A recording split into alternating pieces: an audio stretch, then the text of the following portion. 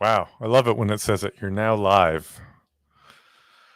Well, it's Mike VA3MW. Yeah, that's what it says in the bottom left. And every Wednesday, I want to try to do something unique or something you may be new to you anyway, maybe not necessarily unique. So today, I'm going to show you a bit of 6-meter stuff, but it also applies for 20 or any other band where you might be doing some digital operation. Yesterday, 6 opened to Europe, so I was able to. It's easy to sneak away when you work for ham radio companies. I gotta test some radio equipment here, some settings, and in the meantime, I'm going to work some 6-meter European contacts. So I made a couple during the day yesterday, which was pretty cute and nothing special. I was using the Flex, and my antenna is a 3-element stepper with a 6-meter kit, and it seems to work.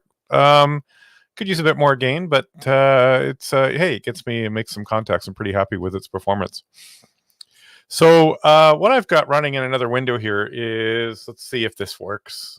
We tested it. Me. This it's pretty obvious. It's just SmartSDR. I am actually connected remotely. Down here, I guess I got to go over here. In the bottom, you'll see I'm connected to SmartLink to my 6600.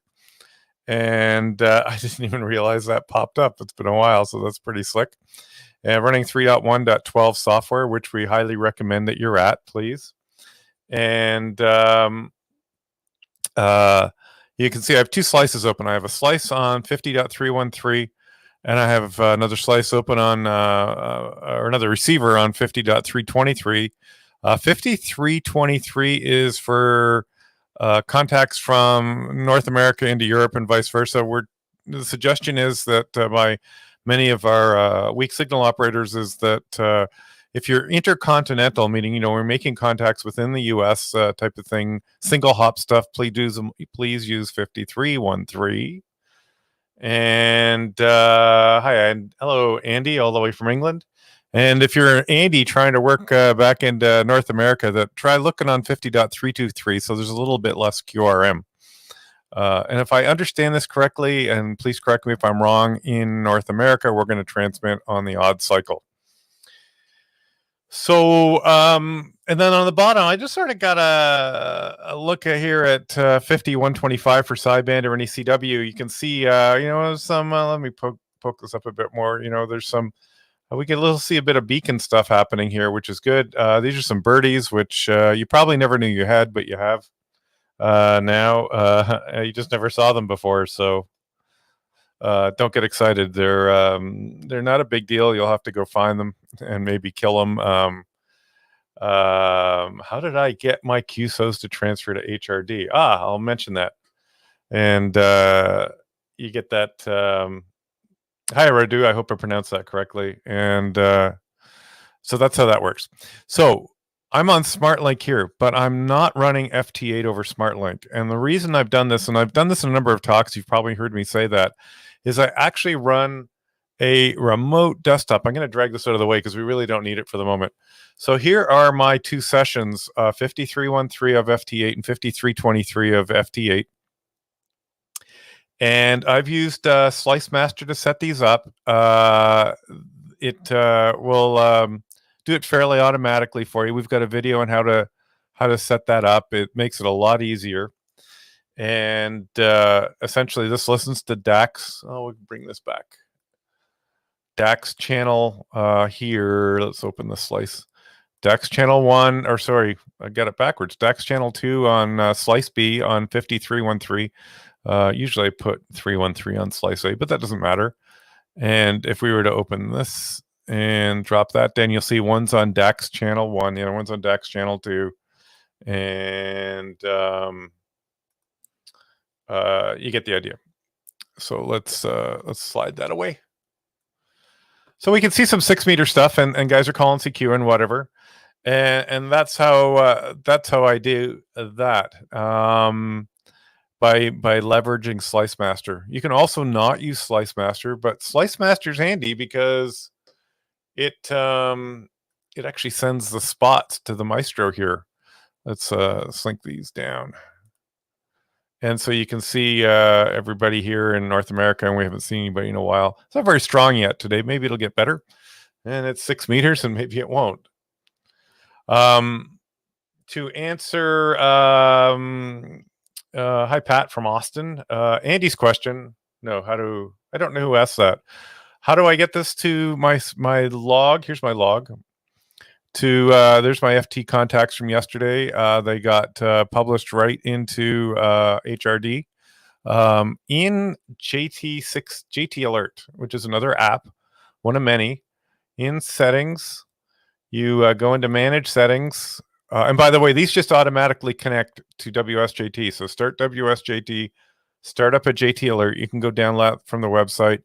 Get your second WSJT running. Just double click on JT Alert, and it automatically sets up for the second slice, which is really handy if you're a JT Alert person.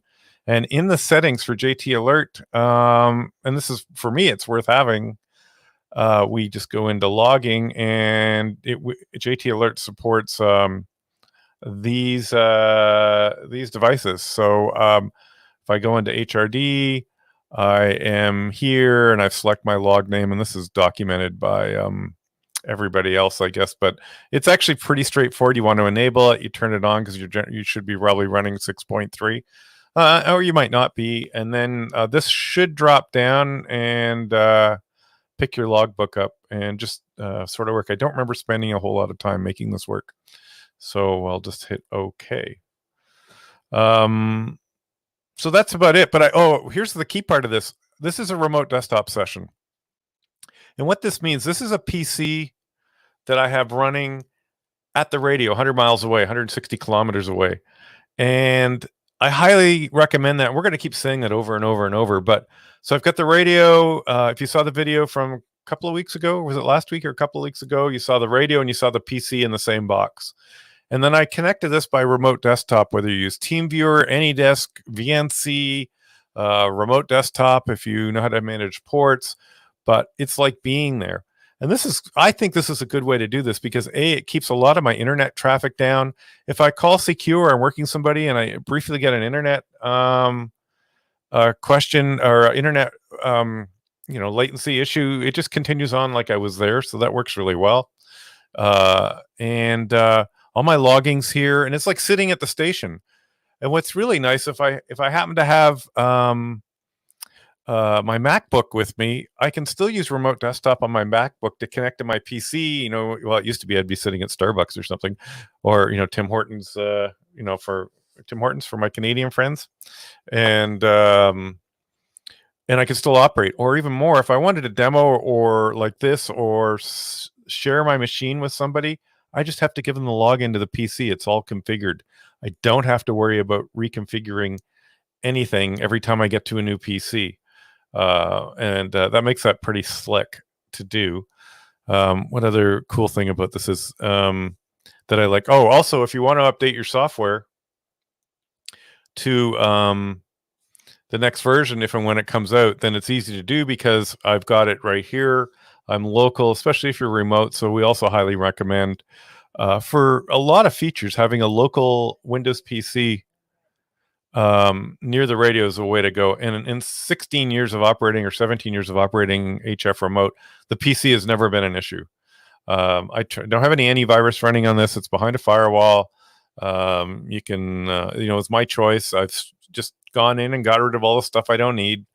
And the only stuff that I don't browse, I don't get email on this. All it does is run ham radio software. It does it fairly well. And I'll say hello, Ken, and Alpha Bravo 8 Romeo Leva. We see you, and good morning, and thanks for joining. What else is good about this? You've heard me talk about Node-RED, but I would highly still recommend, if you're running a remote or considering it, that you have some way to hit push to talk. If you happen to ever want to do a password change or a user ID change on your station. And so I have these buttons programmed in Node-RED. You don't have to go to this depth. I just think it's cool, and I've been at it for a while.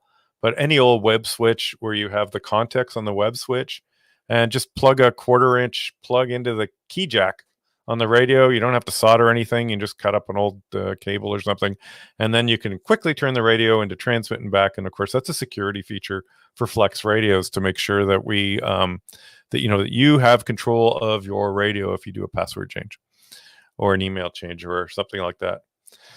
And we got Sugar Victor 8, Juliet November Lima. Steve, yeah, you could use VNC for voice too, but we're not using VNC for voice. We're not going to send it through here. If I want to do sideband, which I do all the time, I'll just use SmartSDR on my PC and plug in a microphone and use this to control the radio. So this is to control the radio.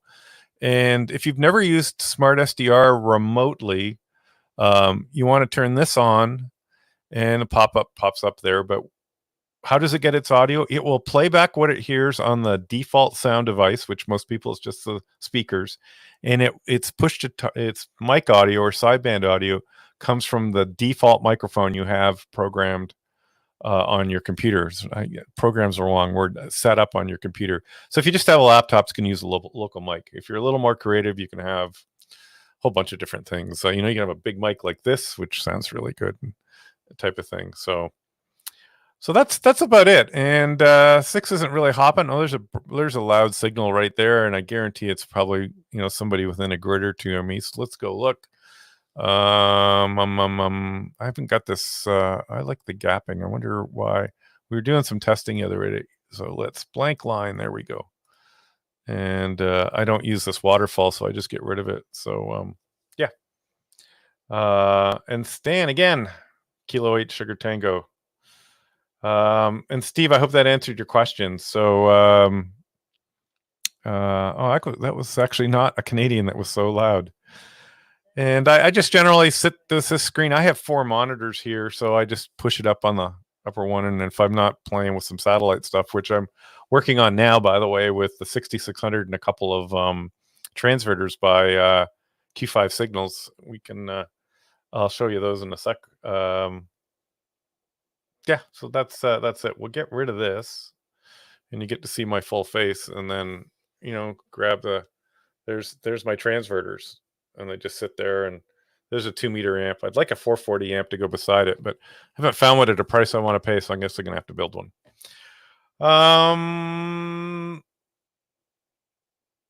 Yeah, so I guess that's it today. And so we've got, in summary, if you're running remote, I like to have my stuff on my remote desktop. WSJT working with Slice Master is a pretty good solution. It also sends spots right to your SmartSDR or your Maestro. Actually, generally use a Maestro when I'm doing this, but I lent it to somebody and I haven't got it back from him yet. He really likes it. So Andy, actually it was Andy that was on the Friday show who borrowed it because he'd never used one, and he goes, I'll bring it back right away whenever you need it. But I haven't asked for it, and he's enjoying it, and I can live without it for a bit.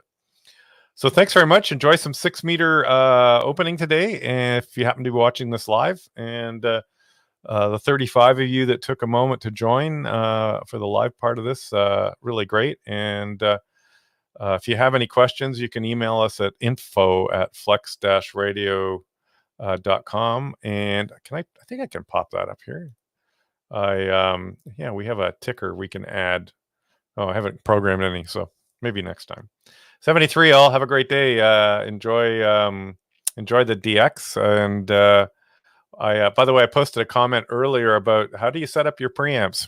That's really something you want to read through, and it's pretty clearly written. And too much preamp is not a good thing. And also make sure you're not your AGCT isn't dialed up to 100, because if your AGCT is dialed to 100, I guarantee you're missing stuff, and you don't want to be missing stuff. And we have that well written up in the manual as well. And you can get that from the downloads area. So 73, Mike, VA3MW. Take care.